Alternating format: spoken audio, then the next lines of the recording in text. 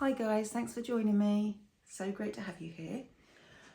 Welcome to the recording of our new moon ritual. The reason I've done a recording this time is because there's parts of the video where I'm going to want you to pause and then carry on. So that's the reason why I've done a recording. Also fits in my day slightly better. So yeah, let's get crack on. Okay, so the first thing you need when you're doing a full moon, new moon ritual is to grab yourself a white candle, signal for rebirth, and you light that candle. And then you can gather a few other little bits and pieces that you might want to have in front of you as well. Okay, I have my citrine here, and I also have this beautiful, beautiful green mandarin essential oil that's absolutely lovely. I mean, it's just beautiful, beautiful, beautiful. Anyway, so I anoint myself with the green mandarin, which I've already done, and I meditate with the citrine. What I'm going to do now is talk to you a bit about what this new moon is really, really good for. Now, there's another new moon before now a new year, so you'd think that would be the good one for setting new year goals and things like that. In actual fact, this is the better one, purely because you've got chance to prepare yourself before going into that new year. This is the reason why an awful lot of people don't do well in the goals for the new year, because they go at it all guns blazing, but they've not prepared themselves for it. So, for example, let's say you want to join the gym. Okay, your New Year's resolution is to join the gym. Now, the world and his wife wants to join the gym in January. So what will probably happen is you'll go down there on maybe the 2nd, because you're a bit hungover on the 1st. You'll go down there on the 2nd and you go, right, I want to join. And they'll go, okay, you have to have do the initiation first. Okay, well, what do I need? When can I have that then? Oh, next available thing is 2 weeks away. You've lost momentum straight away. I would say to you, if you're in that situation and you want to join the gym for January, get down there now, join now, get all the initiations and everything else that you need to have done. Book a couple of appointments with a PT so you get to know how to use things. And then when you go down there on January the 1st or January the 2nd or wherever it's going to be, when you get down there, you're going to know what you're doing. You're going to know how to use the equipment, and you can work out and you can sort of like squeeze into pieces of equipment that aren't being used and things like that, because you know what you're doing. You are prepared for it. Okay, so that's the sort of thing I'm talking about when I'm saying you need to get prepared. So what I want you to do is have a little think about what it is that you want to have out of it. How do you see your life being in a year's time? So at the end of 2025, gosh, that seems like a world away, but it really isn't. At the end of 2025, how do you see your life? How do you want your life to look? What are your goals in life for 2025? Okay, so we're going to do something today called scripting. And when you're thinking about scripting, there's 4 pillars that you really, really need to think about. The first one is health, because you can't have any of the other stuff without your health. Okay, you can't. If you've got ill health, you can't work. If you have ill health, your relationships will suffer. If you have ill health, you can't live in your purpose. So you need your health. You need wealth. And some people get a bit funny when they talk about spiritual stuff. They don't want to talk about wealth.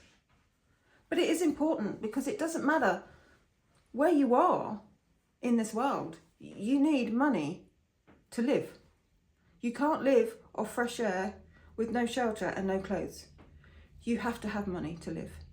So you need to think about your wealth. Where's your wealth going to be? Your relationships. As humans, we all require that connection. Okay, so whether that be romantic, whether it be family, whether it be friends. We need those relationships in our lives. And how do you want to see them improve between now and the end of 2025? And the next thing is, what is your purpose? What is your purpose? What will you put on this world to do? And it's really interesting. I thought I was here for one thing and it turned out to be something completely different. But that's another story for another day. So you have these 4 pillars. The first 3 are very much satisfying your human needs. Okay? You need your health, you need your wealth, you need your relationships. The 4th thing is satisfying your soul need. What does your soul need? And that is what your purpose is. Okay? So, what I want you to do is scripting. Scripting how you want your life to be at the end of 2025. It can be limitless. You script as if you're writing, as if this life is happening to you right now. You give it clarity, so you write in as much detail as you possibly can, and you talk about your emotions, you talk about what you're feeling, you talk about how it feels to have achieved all that you've achieved. Okay, so these are the things you need to do. So what I'm going to do is I'm going to ask you to pause this video and start your scripting now. Okay, well, hopefully you've come back about 15 minutes later and you've got pages of what your future life is going to be like. I don't usually write pages and pages and pages, I must admit. This is my scripting book. I script in here probably once a week. I'm not saying you have to do it once a week. I choose to do it once a week because it's very much part of my manifestation process. But this is what this is about. If you can script, even if it's just for the new moon, at least once a month, you will find it will make a big difference to your life. But there's different stages to this, and we're going to go on to the next stage now. So what I want you to do is create a table with 6 columns. So let me just show you the last one I did in here. In fact, mine actually went onto 2 pages, but it looks something like that. 6 columns. Okay, so you might have to turn your page on the side like I did. And what you do is you look at what you've scripted and you say, in the first column, you put, what is my limiting belief that is stopping me from getting to that place? What is your limiting belief that is stopping you from getting to that place? Okay. So for example, for me personally, menopause has not been kind to my body. I'll be completely honest. And I would like to lose some weight. So my first one would be, losing weight is hard. Where did you get this idea from? So the second column is the source. So where did you get this idea from? Now it could be society as a whole. It could be bullies at school. It could be all sorts of things. Okay, so you put that in there. Now sometimes these limiting beliefs come from karmic connections. And if it comes from a karmic connection, that means that you probably won't actually know what it is, what your limited, what the source of that belief is. So don't worry too much if you can't think of it. You can always go back to it later on and fill it out if it comes to you. And then the next one is, can it be changed? Can that belief be changed? Okay. The next column is, are you willing to change? And be honest. Be 100% honest. Are you willing to change in order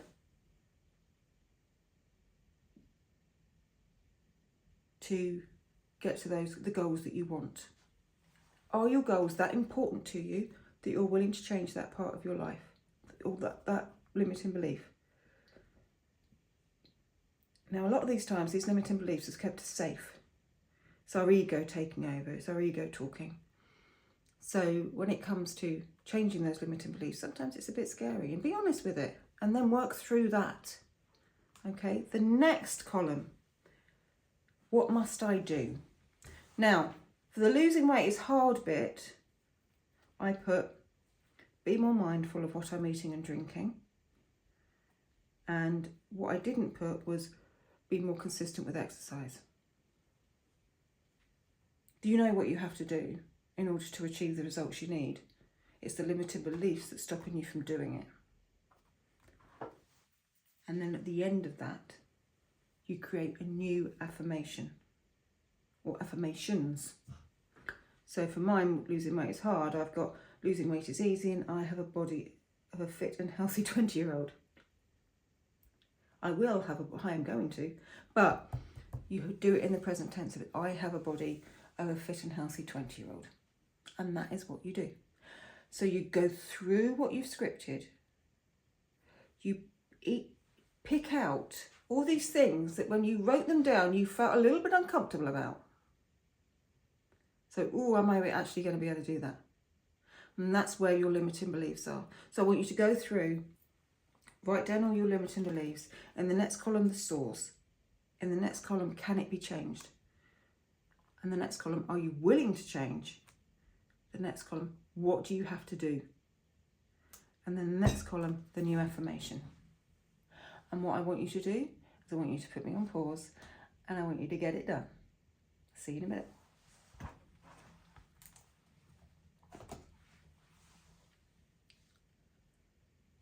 Okay, well done. That's amazing. So that particular thing, if you do that every single new year, you've now got a brand new set of affirmations that you can use. What I suggest you do is create a little thing on Canva. You can get the free plan. You don't need anything fancy. And you create your phone lock screen with your affirmations on. So every time you pick up your phone, you see it on there. You can do it so you have post-it notes all over your desk and have the affirmations all over them. That's another good way. You could do it so that you had them on the bathroom mirror. You can have them up on the bathroom mirror, so every time you go into the bathroom, you can read them. You can have them anywhere that you're going to go on a daily basis, and it's right there in front of your face. And you read them over and over and over again. Now, as I said, I do mine once a week. I'm not expecting everybody to do that. If you want to, do it, because it's great and it has amazing effects. But once a month, during your new moon ritual is the best time to do it. And the best time of year to do it is right now. So that's that. That's the main part of the ritual. I hope you enjoyed it. I'm probably going to come on tomorrow at some point and maybe do a little bit of a full new moon meditation. I think that'd be quite nice. But I just thought I'll put it into 2 different parts. But that's the main part of it.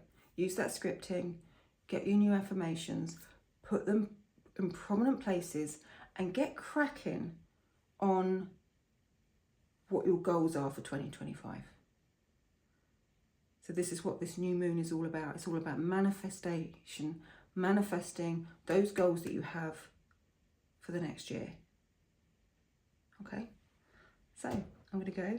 I hope you've had it. I hope you've enjoyed this video and I hope you've got so much out of it. Put something in the comments below just to let me know what you've got out of it and if you enjoyed it. And I'll speak to you all soon. Bye.